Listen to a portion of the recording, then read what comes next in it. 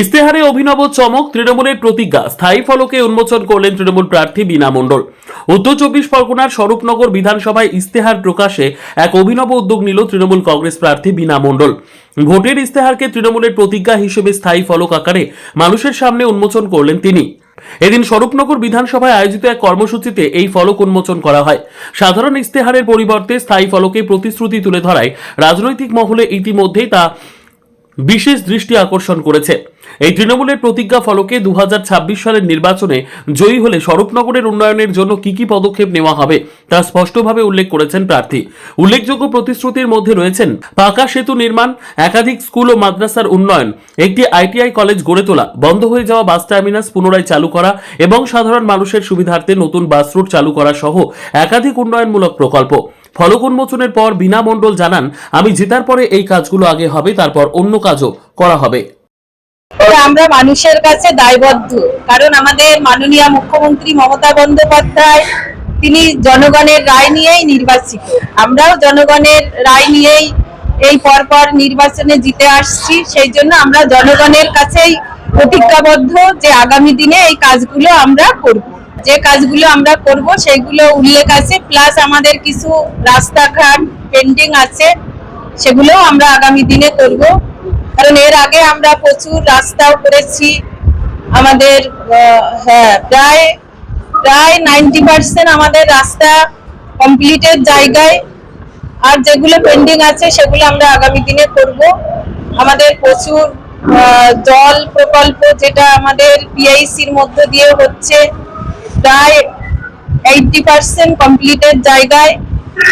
আর আমরা প্রায় 250-র উপরে হ্যান্ড টিউবওয়েল দিয়েছি।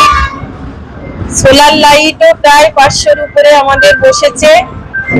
আর স্ট্রিট লাইট 22 কোটি টাকার বিলবল্লী ফিশারি প্রজেক্ট আমাদের হয়েছে।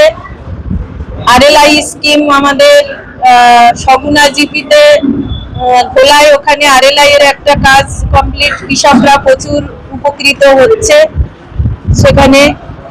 আমাদের প্লেগ্রাউন্ড আমরা করেছি কয়জুরি জিপিতে, আমাদের মেডিয়ায় যেটা তেপুল মির্জাপুর জিপি, আর আমাদের বালতি যে ফুটবল মাঠ আছে সেখানেও আমরা প্লেগ্রাউন্ড করতে পেরেছি। যাত্রী শেডও আমরা করেছি প্রায় 20-30টার উপরে।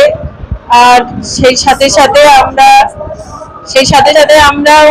শ্মশান, কবরস্থান এগুলো আমরা করেছি। আমরা তো 100% সাড়া পাচ্ছি। মানুষ তো তারা তো তৈরি আছে ভোট দেওয়ার জন্য, যে মমতা বন্দ্যোপাধ্যায়কে এবং জোড়াফুল চিহ্নেই ভোটটা তারা দেবে বিধানসভা নির্বাচনে। কারণ মানুষ হাড়ে হাড়ে বুঝতে পারছে যে এসআইআর নিয়ে বিজেপি যেভাবে উদ্দেশ্য প্রণোদিত ভাবে আজকের মানুষের নাগরিকত্ব কেড়ে নেওয়ার একটা চক্রান্ত চালাচ্ছে, সেই দিক দিয়ে মানুষ ওদের উপরে ভীষণভাবে ক্ষুব্ধ এবং ভীত সন্ত্রস্ত হয়ে আছে। প্রচুর মতুয়া স্বরূপনগরে নেই, এখানে সংখ্যালঘু আছে, এসসি আছে, এসসি ওবিসি আছে, মতুয়া আছে 0.25% মতুয়া আছে। আমাদের 5 থেকে 6,000 মতুয়া আছে, তাদেরও নাম অনেক নাম বাদ হয়ে গেছে, তারাও ভীষণ ক্ষুব্ধ।